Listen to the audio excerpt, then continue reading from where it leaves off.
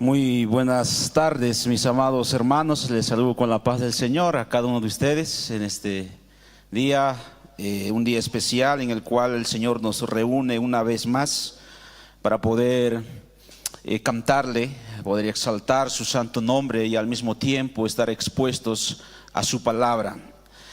Voy a pedirles por favor que puedan abrir sus Biblias en el texto que se ha dado lectura y vamos a continuar en esta ocasión con esta serie de predicaciones expositivas en el libro de Ruth. A lo largo de todos estos meses hemos estado estudiando el libro de Ruth.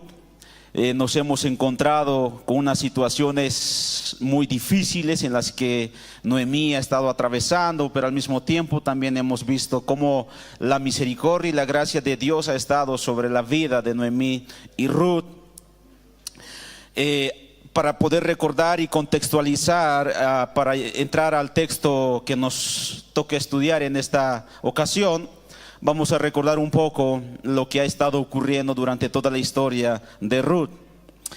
Cuando nosotros vemos la historia de Ruth, hermanos, la historia de Ruth comenzó con un designio amargo de parte de Dios en la vida de Noemí, cuando ella salió de su tierra natal, a las tierras de Moab, donde ella pierde a su esposo, pierde a sus 2 hijos y asimismo también pierde a una de sus nueras. Pero también hubo un designio bueno de parte de Dios para con Noemí.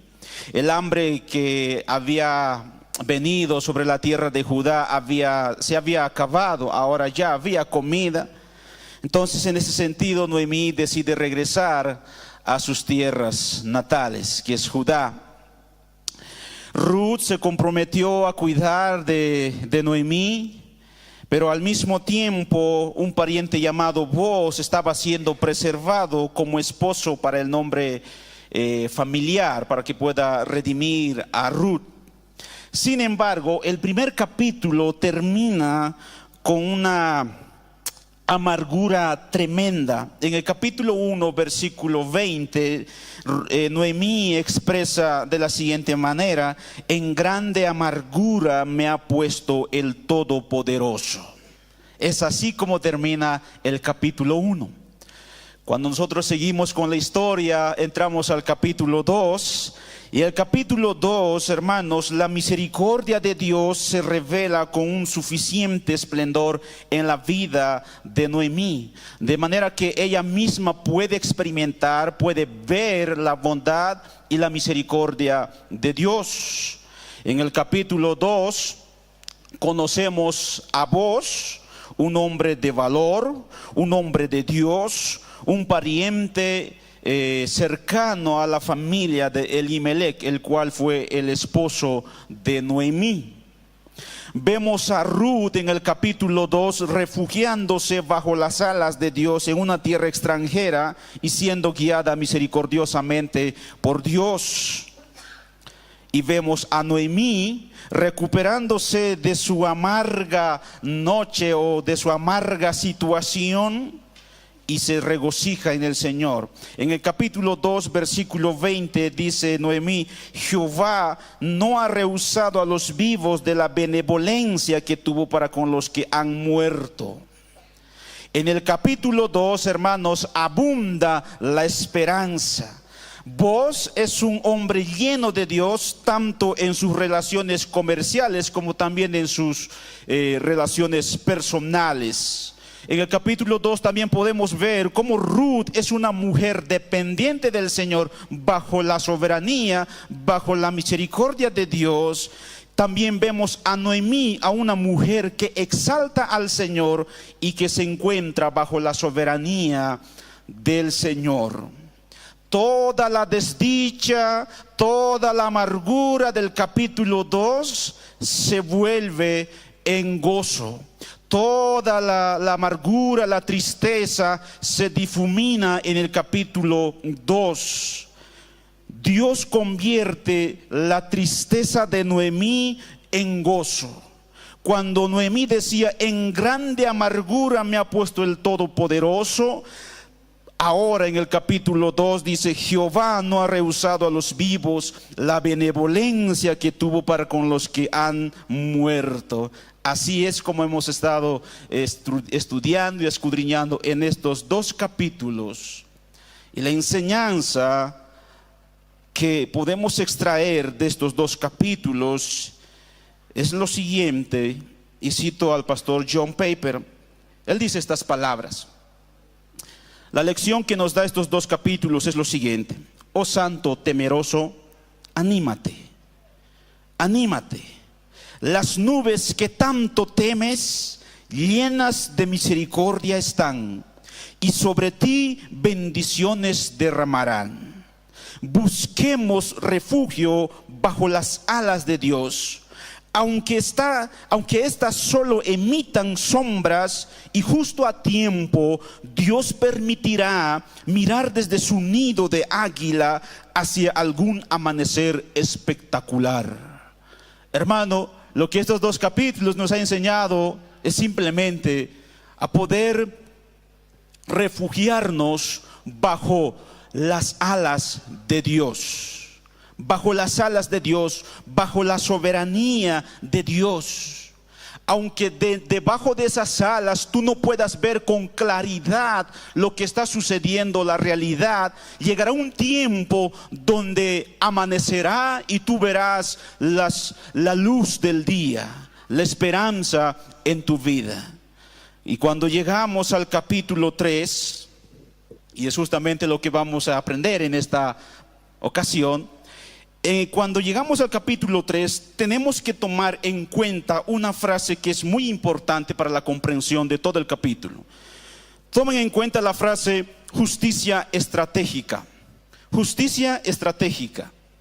Este capítulo, hermanos, el capítulo 3, básicamente nos va a responder a la siguiente pregunta: ¿qué hace un hombre lleno de Dios, una joven que depende de Dios, y una mujer mayor que exalta a Dios, cuando todos ellos están llenos de esperanza en la bondad soberana del Señor? Esa pregunta es lo que va a responder el capítulo 3. ¿Qué hace un hombre lleno de Dios, una joven dependiente del Señor, que es Ruth, y una mujer mayor que exalta al Señor? ¿Qué hacen ahora? ¿Qué van a hacer? La respuesta, hermanos, es que estos hombres, tanto Boaz, Ruth, Noemí, manifiestan un celo por hacer lo bueno, un celo por hacer lo correcto, un celo por hacer lo adecuado. Y por otro lado también hay una intención, hay un propósito, hay una planificación. Y esto es como se conoce justicia estratégica. Por justicia tenemos que entender como ese celo de hacer lo bueno, como ese celo de buscar lo bueno. Y por estrategia vamos a entender como una planificación, como un propósito, una intención de hacer lo bueno. Y es así entonces que este capítulo 3 lo podemos dividir en tres partes. Del versículo 1 al versículo 5 vemos esa planificación y ese hacer lo bueno de parte de Noemí. Es Noemí quien va a estar enfocado por hacer lo bueno. Del versículo 6 al versículo 9 es Ruth quien estará actuando, quien estará en la escena tratando de hacer lo bueno. Y en el versículo 10 al 15 es Boaz quien tiene ese celo de hacer lo bueno y lo correcto. Así que en esta mañana, esta tarde, nos enfocaremos, hermanos, del versículo 1 al versículo 5, al cual, hermanos, lo he titulado como un plan increíble. Un plan increíble. Y básicamente vamos a ver dos cosas en estos versos. Lo primero es la naturaleza del plan, que se va a manifestar del verso 1 al verso 2, y las instrucciones del plan del verso 2 parte B al verso 5. Entonces vamos con lo primero, la naturaleza de este plan de Noemí. Después de un largo tiempo, Noemí ahora en esta porción de las Escrituras se preocupa del futuro de Ruth, la cual había estado en tierras ajenas. Dice la palabra del Señor. Después le dijo su suegra a Noemí: hija mía, ¿no he de buscar hogar para ti para que te vaya bien? ¿No es vos nuestro pariente con cuyas criadas tú has estado? Cuando vimos el domingo pasado, hermanos, vimos que Dios había traído un tiempo de alivio a la vida de ambas viudas, ya que vos había tenido misericordia de ellas, permitiendo que vos a Ruth, que podía cegar en sus tierras. Entonces se manifestó la misericordia y la bondad de Dios a través de la vida de vos. Sin embargo, Noemí debía pensar, y se puso a pensar y reflexionar en el asunto de que probablemente es Dios quien está haciendo todo esto, y Dios está abriendo las puertas para que nosotras ahora podamos disfrutar de Él. Es Dios quien está orquestando todo esto, porque la historia realmente es muy fascinante. Uno podría decir que todo esto es casual, pero en la mente de Dios nada es casual. Es Él mismo quien ha estado orquestando todo esto. Y Noemí se pone a pensar, es Dios quien está trabajando detrás de todo esto. Yo viuda, mi nuera viuda, pero necesitamos redimirla a ella, y se está presentando la ocasión. Después que Ruth espigó en el campo hasta la noche, eso lo hemos visto en el capítulo 2, ¿no? Regresó a casa, y cuando regresa a casa, Ruth no se queda en silencio. Ruth, ¿qué hace? Le cuenta todo. Mamá, ¿sabes todo lo que me ha pasado? He llegado allá y he empezado a cegar, he comido. Le cuenta todo lo que le había acontecido. Maravillados por la noticia, ellas empiezan a alabar al Dios Altísimo. Cuando el tiempo de la cosecha termina, pues con seguridad Ruth y vos habían estado cerca el uno del otro. Hemos visto en el capítulo 2 cómo ha empezado a conversar vos con Ruth. Eso significa que ellos ya estaban, ya se conocían el uno al otro, tuvieron una gran oportunidad de conocerse. Sin embargo, aquí también, hermanos, en este texto hay principios o enseñanzas bíblicas sobre el matrimonio. Sin embargo, cuando de acuerdo a esas costumbres de aquel entonces, no podríamos decir y afirmar de que vos estaba ya saliendo con Ruth como una parejita ya. Obviamente ya se habían conocido, ya estaban juntos, ¿no? Pero el hecho de que ellos hayan estado juntos y conociéndose en el campo, trabajando, no significa que ellos ya estaban en ese proceso de noviazgo, en ese proceso de conocerse como pareja. De la manera en que muchas veces pensamos ahora en nuestra cultura moderna. Hermanos, cuando ahora en nuestra cultura moderna, cuando uno quiere conocer o quiere contraer matrimonio, generalmente en una cultura moderna es que tienen que ir conociéndose con la otra persona de su sexo opuesto, tener citas, muy aparte de lo que Dios dice en su palabra, tú te vas a conocer. Por eso ahora en la actualidad en las escuelas, ¿verdad? Hay muchas parejitas. Yo veo cuando paso yo por la casa, por el colegio ahí, niños, ¿no? De chiquitos, 12, 13 años, debe ser 15 años, están ahí agarraditos de las manos, como que conociéndose, tienen que conocerse, están en ese proceso para que puedan tener una pareja y cosas así. Pero en el caso de Boaz y Ruth no era así. Una vez más, el hecho de que Ruth haya estado en los campos de Boaz y asimismo estando en contacto el uno con el otro, no significaba que ya ambos estaban saliendo como una pareja, que se estaban conociendo como una pareja. No, simplemente Ruth salió a los campos a poder conseguir comida, ya que en aquellos tiempos era el marido quien tenía que proveer comida para la casa. Pero como no había marido, entonces es la nuera quien sale a encontrar comida. En todo este contexto, en toda esta situación, entonces Noemí ve la oportunidad de salir de su situación y asegurarle a Ruth un buen futuro, se abre los ojos de Noemí y visualiza la probabilidad de que vos puedas redimir a Ruth.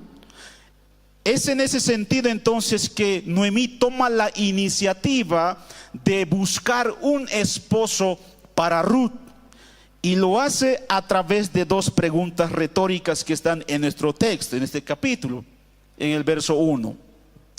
¿Cómo lo hace? Fíjense esas dos preguntas, es muy interesante eso. ¿No he de buscar hogar para ti para que te vaya bien? Esa frase no es una pregunta en sí, hermanos, es una pregunta retórica. ¿Se ven eso?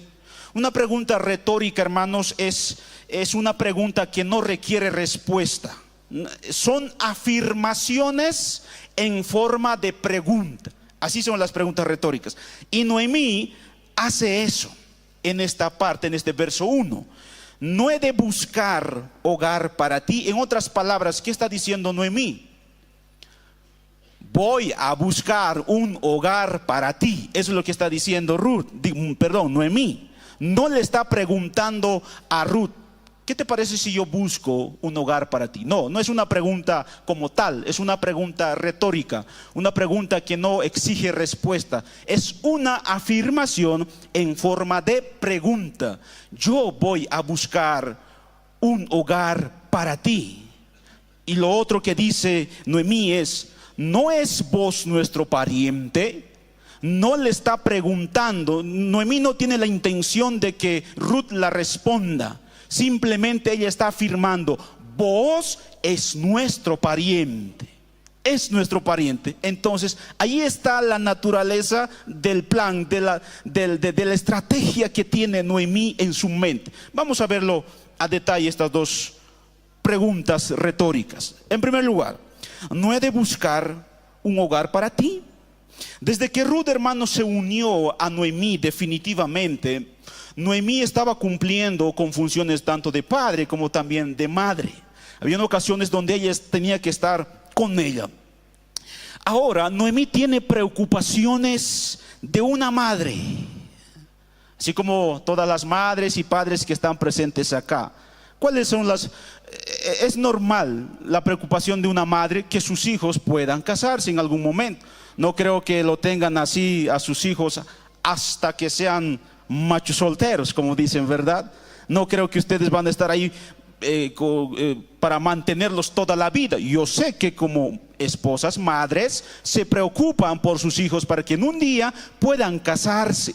Bueno, Noemí tiene esa mentalidad, tiene preocupaciones de madre al buscar un hogar para Ruth. Yo voy a buscar un hogar para ti. Ahora, en aquel tiempo, el hogar para una joven no era otro que un hogar propio, o sea, el de su marido. No podía buscar otro hogar. Por eso es que más atrás en el capítulo 1, fíjense en el capítulo 1, versículo 8 al 9, Noemí le decía estas palabras a sus nueras. Y Noemí dijo a sus dos nueras: andad, volveos cada una a la casa de su madre. Jehová haga con vosotras misericordia como la habéis hecho con los muertos y conmigo. Os conceda Jehová que halléis descanso cada una en la casa de su marido. En otras palabras, Noemí le estaba diciendo: hijas mías, vuelvan y cásense y tengan un hogar con su nuevo marido. No es que van a encontrar casa fuera de mí así solteras, viudas nomás. No, están conmigo, pero ahora yo quiero que se casen. Quiero que encuentren un hogar de descanso, porque un hogar es un descanso. Ahora, la palabra aquí hogar del capítulo 3 versículo 1 es la misma palabra que se utiliza en ese verso 8 del capítulo 1, descanso. Ambos hacen referencia a un hogar, un descanso, una boda, un matrimonio. Noemí sabía, hermanos, que Ruth sería mejor cuidada si se casaba, por lo que sugirió que se solicitara un matrimonio a vos. Noemí tiene preocupaciones de una madre. Hija mía, yo quiero que te cases. Yo quiero que te cases. Ahora, no solamente es un querer, sino yo voy a buscar para que te cases. Yo voy a planificar todo para que te cases y lo vas a hacer. Así que el propósito de Noemí es claro, hermanos. Es claro, se entiende. Ganar para Ruth un marido piadoso y un futuro seguro y pueda preservar la línea familiar. Está claro en la mente de Noemí. Yo voy a buscar un esposo, un marido para ti, para que te vaya bien. Y viene la pregunta: ¿pero quién será el candidato para ser esposo de Noemí, de Ruth? ¿Quién será el candidato? La siguiente pregunta responde a esta pregunta: ¿quién es el candidato? ¿Qué dice después de que voy a buscar un hogar para ti? Noemí dice: ¿no es vos nuestro pariente? ¿No es vos nuestro pariente? Una vez más, no es una pregunta que exige respuesta. No, Noemí no está esperando que Ruth la responda. Simplemente Noemí está afirmando algo en forma de pregunta, diciendo: vos es nuestro pariente, así que él es el mejor candidato para que pueda casarse contigo. Él es el mejor candidato para que pueda tener un hogar contigo.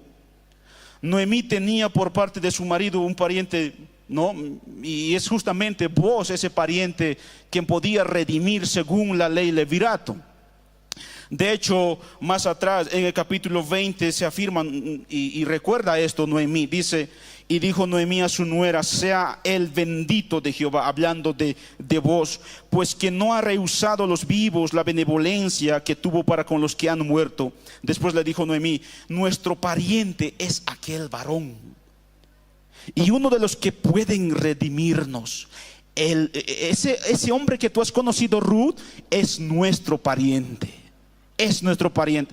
Y más adelante, vos mismo también afirmará esta verdad y dirá: yo ciertamente soy tu pariente. Cuando se va a encontrar Ruth nuevamente más adelante, Ruth con vos, vos le dice: yo ciertamente soy tu pariente. Yo soy el que te puede redimir. La historia realmente es muy fascinante más adelante. Pero hasta aquí, hermanos, en la mente de Noemí hay un propósito de poder casar a Ruth. Hay un candidato para poder casar a Ruth, y es vos. Ahora, marido de Ruth podría ser cualquiera. Cualquiera podría ser marido de Ruth, siempre y cuando pueda ofrecer seguridad, pueda amarla a ella y poder ser feliz con ella. Pero vos, sin duda, vos era el número uno de candidato, justamente porque era familia de Elimelech, del esposo de Noemí, quien había fallecido en Moab.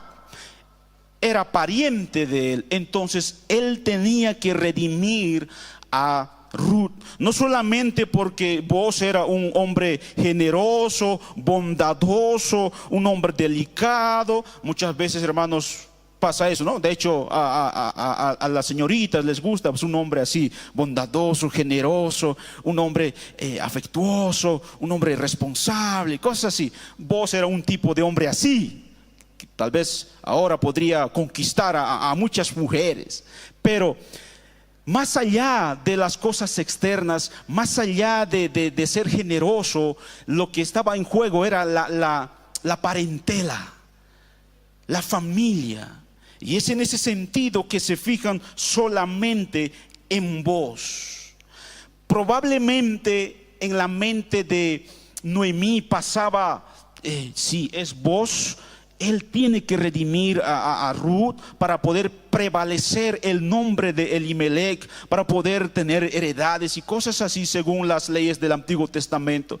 Pero hermanos, más allá de los pensamientos que pudo haber pasado por la cabeza de Noemí, más allá de todas sus intenciones, hay algo que llama la atención en este versículo, en estos versículos, y es justamente ese entusiasmo de Noemí. Hay un entusiasmo bien intensa. Ella está bien afanada de que se case su nuera. Noemí era una mujer israelita. Lo explico por qué este entusiasmo. Noemí, hermanos, era una mujer israelita que sabía la palabra de Dios, las leyes, los mandamientos de Dios, incluyendo la ley del levirato. Todo lo sabía. Eso significa que al perder a su esposo y a sus hijos, sin dejar otros hijos varones que puedan preservar el nombre de la familia, Noemí debía buscar otro pariente para redimir a sus nueras. Pero no ocurrió eso, más al contrario, ocurrió todo lo contrario. Si nosotros una vez más retornamos al capítulo 1, nos vamos a encontrar con una Ruth muy diferente, muy distinta. Cuando ella perdió a su esposo y sus hijos, ella se dio por vencido y olvidó todo, absolutamente todo. Y cuando Noemí estaba regresando a Judá, ¿qué es lo que ha tramado Noemí? Ella dijo a sus nueras: váyanse, cásense con otros hombres, hagan nuevamente, puedan rehacer su hogar nuevamente, váyanse. Noemí, pero sabía que había un pariente que podía redimir a Ruth.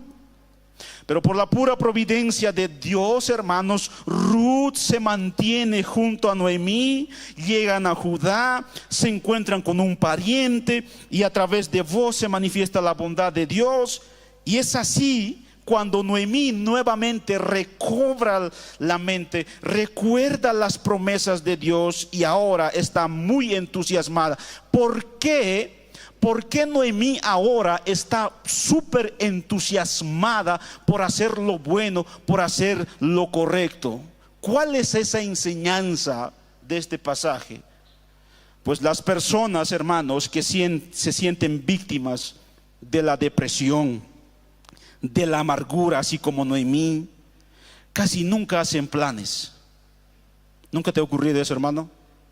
Cuando estás triste, cuando estás en amargura, cuando estás deprimido, no piensas en nada más que en tu amargura, más que en tu depresión.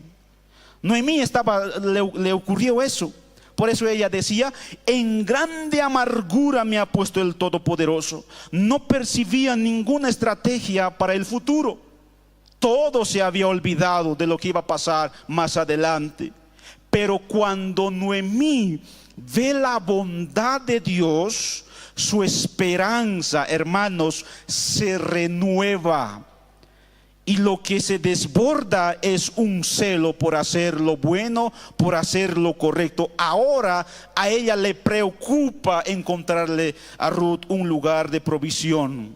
Fíjense, hermanos, cuando Noemí experimentó la bondad y la misericordia de Dios, vio con sus ojos cómo Dios estaba sobre ellas, cuidándolas.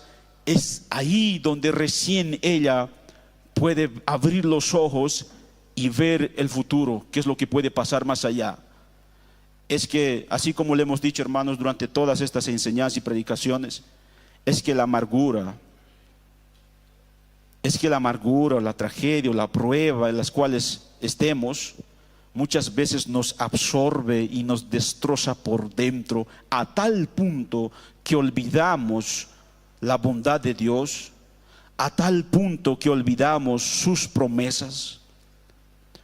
Noemí, hermanos, más allá de haber atravesado por una situación difícil, ella sabía que podía encontrar un pariente para poder redimir a sus nueras. Pero cuando la bondad y su misericordia y su gracia se manifiestan, es ahí donde recién se puede renovar esa esperanza. Es ahí donde recién se puede planificar algo para la vida. Bueno, eso es lo que está pasando en la vida de Noemí. Ahora que ya todo ha pasado, ahora que ya vos se ha presentado y ahora ve la posibilidad de que vos seas su esposo, entonces ella mentaliza un plan. Ahora vienen las instrucciones y este es el plan. Y esto nos lleva, hermanos, a nuestro segundo encabezado, las instrucciones del plan. Del verso 2 para adelante, parte B. La estrategia de Noemí, hermanos, para con Ruth, se pone en marcha. Y la hora donde tiene que ir Ruth, donde vos, es algo muy peculiar. La hora que escoge es, dice, he aquí que él avienta esta noche la parva de las cebadas. Ahora, ¿por qué vos tenías que ir al campo a esta hora de la tarde, aproximadamente 5 o 6 de la tarde, al campo, para poder ayudar en este proceso de selección del grano, de trigo? Tal vez van a entender con esta ilustración. Tal vez algunos de aquí, algunos hermanos siempre han traído maíz del campo ya desgranado para vender maíz. Cuando tú traes maíz y ya está todo desgranado, hay un último proceso por el cual tiene que pasar. ¿Cuál es ese proceso? Tú tienes que ir separando el maíz con quedan algunos pedazos de cáscara, cosas así, paja vamos a llamarlo. Entonces, ¿qué hacen? Yo veía a mi mamá haciendo eso las veces que traía maíz del campo. Ella no tenía que, ella hacía ese proceso generalmente por la tarde. ¿Por qué? Porque es en la tarde donde el viento y la brisa pasa y va a ir separando el maíz de lo que no es, de lo que no sirve. Entonces, algo así está pasando en esta escena. Toda la cosecha iba a pasar por su último proceso y justamente vos tenía que ir ahí para poder lanzar las parvas de las cebadas, las malezas, las pajas de la cebada para lanzar. Ahora la pregunta es, ¿por qué vos tenía que ir allá si vos tenía hartos criados que podían ayudarle, que podían trabajar? ¿Por qué vos va a ir ahí? Una de las razones por las que se dice que él fue allá es que en la tradición judía se celebraba, cuando se terminaba la cosecha del cultivo, se celebraba al final de todo eso. Algo similar también como lo hacemos en el campo. Cuando terminamos la cosecha de la papa, al final de eso, ¿qué hacen, hermanos? Compartimos comidita, a veces hacemos guatía, compartimos, comemos. Algo así tenía que suceder en este hecho. Es por eso que vos tenía que ir urgentemente, ya que iba a ser para la venta el grano, entonces vos tenía que ir a ese lugar y poder juntamente con sus criados compartir. Esto lo sabía Noemí. Noemí lo dice eso con toda seguridad. ¿Sabes, Ruth? Vos va a ir allá. Ya ha terminado toda la cosecha, ya se ha terminado y vos va a estar ahí en la tarde. Ahí va a estar, estoy seguro. ¿Por qué? Porque ya se ha terminado y van a estar juntamente con sus criados y demás. Y vos se va a quedar ahí a dormir en la noche. Noemí está segura de eso. ¿Por qué? Porque ella sabe todo, es una judía. Es una judía. Como sabe todo, entonces vienen las instrucciones. Le sugiere entonces a Ruth, arréglate, lávate, límpiate, ponte atractivo para que vayas a la era de vos, para que vayas al campo de vos, y que después que él se vaya a dormir en la noche, tú te vas a introducir ahí de manera silenciosa, vas a levantar la cobija y te vas a acostar a los pies de vos. Dice la palabra del Señor: te lavarás pues y te ungirás, y vistiendo de tus vestidos irás a la era, mas no te darás a conocer al varón hasta que él haya acabado de comer y de beber. Fíjense, tenían que comer y beber. Y cuando él se acueste, notarás el lugar donde se acueste, e irás y descubrirás sus pies y te acostarás allí. ¿Cómo les parece el plan? ¿Qué tal el plan, hermanos? Ruth, Noemí le dice a Ruth, Ruth, vos vas a estar en el campo trabajando y él se va a quedar ahí a dormir. Tú te vas a arreglar biencito, te vas a lavar, te vas a poner perfume, te vas a poner tu mejor vestido, te vas a arreglar, te vas a poner atractiva. Tú vas a ir allá y cuando todos se duerman, ya están todos dormidos, tú vas a entrar de calladito, sin meter ruido. Ahí vas a poner en práctica tu instrucción nocturna, vas a aplicar. Silenciosamente vas a ir, vas a ver dónde se va a dormir vos. Y cuando tú veas eso, vas a ir y vas a descubrir su cobija, vas a sacarle su puño, vas a decir, ¿no? Le vas a levantar y ahí sí te vas a dormir. Ahí te vas a dormir. Esa es la instrucción. Todo el mundo, hermanos, incluyendo a Ruth, debería reaccionar pensando: ¿a dónde se supone que puede llevar eso?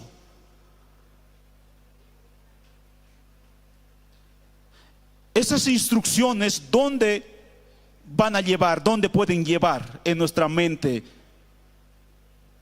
Y a lo cual Noemí responde: y él te dirá todo lo que hayas de hacer. Hay una cosa clara aquí y hay una cosa que no está claro.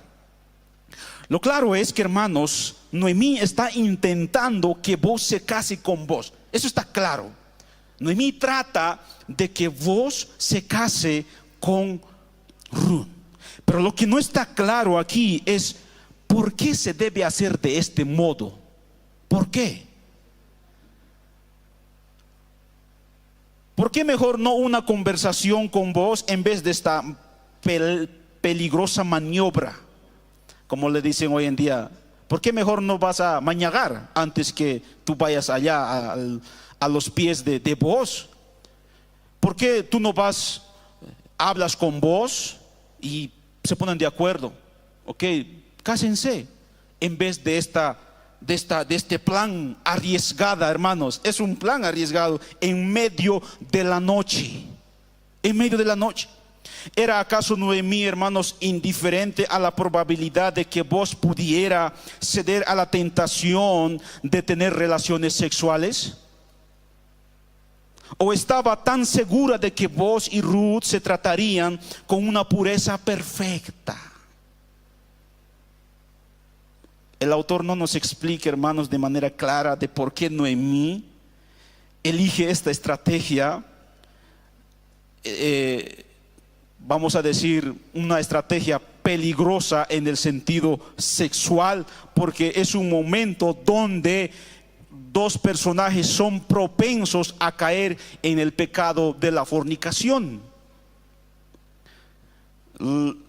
Y hermanos, lo que la Biblia nos enseña con respecto a esta parte, de hecho el autor, hermanos, en esta parte no nos da una explicación muy clara, pero más adelante se va a ir aclarando este dilema, cosa que no es nuestro propósito en esta predicación. Pero yo quiero que vean, noten el contexto y la situación de cómo se está tramando esta estrategia, cómo está tratando de llegar a poder casarse vos con Ruth.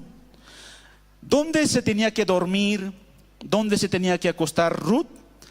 Cuando él se acueste, notarás el lugar donde se acueste e irás y descubrirás sus pies y te acostarás allí. Te vas a dormir allí, abajito a los pies. Algunos pueden pensar, como decía hace un momento, que esto es provocativo. Es provocativo, como si Ruth se le hubiera dicho que provocativamente se ofreciera sexualmente a vos. Y más todavía como Noemí le da las instrucciones, ¿no? Mira, te vas a poner atractivo, te vas a poner perfume, te vas a bañar, vas a ir linda, vas a ir y te vas a dormir ahí junto a vos. Uno puede pensar, ¿no?, de que aquí hay una mala planificación, hay una mala estrategia, pero hermanos, nosotros creemos que y de hecho la Biblia enseña que el pecado de la fornicación en el Antiguo Testamento era grave y se pagaba con la muerte. Con la muerte. Y no creemos que Ruth fue con esas intenciones, y mucho menos que Noemí haya instruido con esas intenciones. Necesitamos entender el contexto de la cultura del Antiguo Testamento. Al descubrir los pies de Booz, Ruth, mientras Booz dormía, hacía una referencia a la sujeción y ayuda que Ruth necesitaba de su pariente cercano para luego solicitar un matrimonio. En aquellos tiempos, hermanos, esto se interpretaba como el rol de un siervo,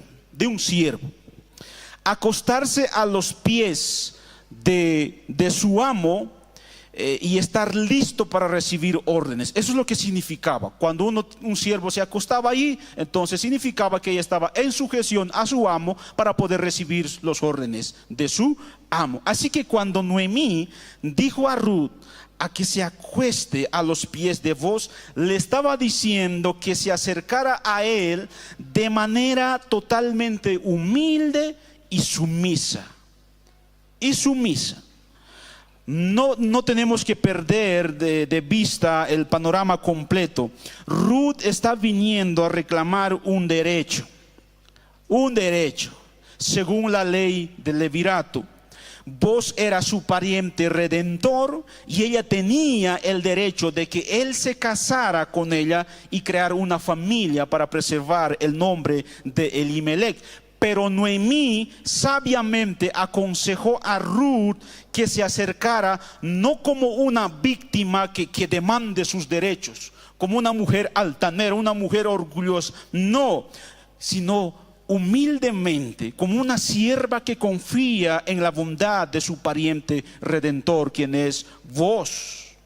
Entonces Ruth tenía que decirte: yo te respeto, yo confío en ti y mi destino está en tus manos. Está en tus manos. A esto es como lo llamamos un plan increíble.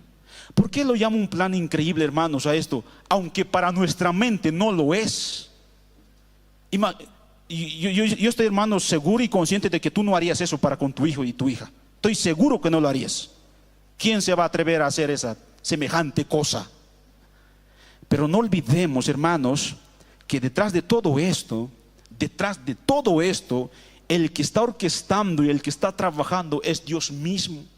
Es Dios mismo. Y lo decimos que es un plan increíble porque funcionó y tuvo resultados buenos y agradables delante de Dios, a pesar de que para nuestros ojos esto sea algo muy arriesgado. De hecho, hermanos, este experimento no debe ser imitado, hermanos. La enseñanza de estos versículos no es que ustedes ahora, así como Noemí ha hecho esto, ustedes también hagan. No debe ser imitado.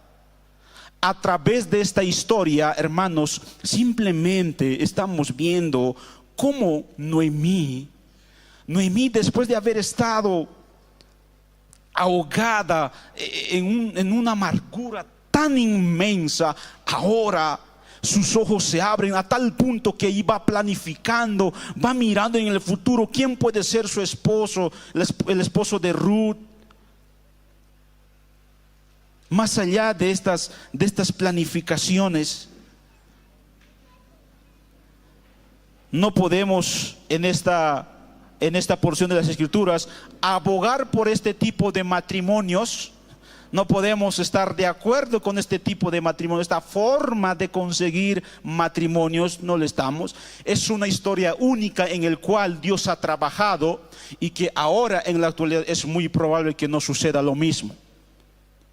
No puede suceder así como sucedió aquí en esta historia. No lo hay. ¿Por qué? Porque nosotros estamos manchados por el pecado. Entonces, hermanos, si este plan no debe ser imitado, entonces, ¿qué es lo que aprendemos de esta porción de las Escrituras? ¿Qué es lo que nos enseña, hermanos, estos 5 versículos? Y con esto termino.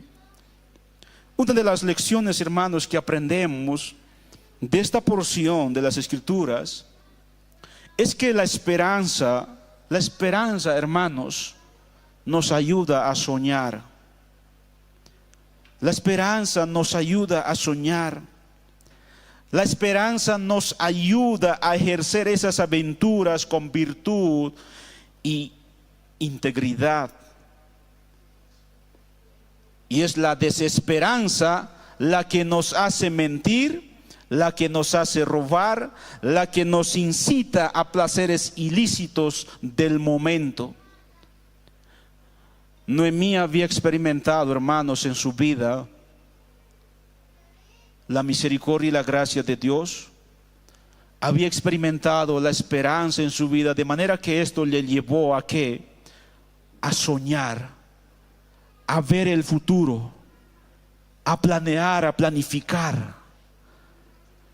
La esperanza basada en la confianza en un Dios soberano por nosotros nos brinda, hermanos, un emocionante impulso de ir planificando nuestras vidas. Hermanos, nosotros no estamos simplemente para vivir el momento. Así como muchas veces nos dicen, vive el momento, disfruta el momento. Yo sé, hermanos, que el Señor nos ha traído a este mundo y estamos en este mundo con nuestros privilegios y nuestras responsabilidades, pero también estamos conscientes de que tenemos un Dios soberano por sobre todas las cosas, y Él mismo, con la esperanza que Él nos ha dado, nos ayuda a proyectar, a planificar nuestras vidas para su gloria, en servicio de su reino.